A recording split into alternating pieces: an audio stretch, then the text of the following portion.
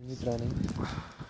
Tak je to opravdu seznámení s mužstvem, navíc ještě v těchto podmínkách je to trošku stížený, takže já se budu snažit co nejdřív ty hráče poznat a to je teď nejdůležitější. Před tím, nebo když jste byl uveden, tak bylo řečeno, že jste spekulována ta podoba nebo vlastně kým to bude realizační týmu, tady takhle to už vyřešeno.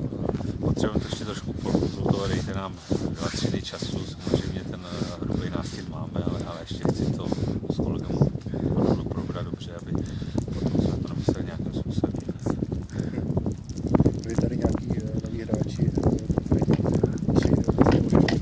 jak na vás působí? To se nedá zhodnotit z jednoho tréninku.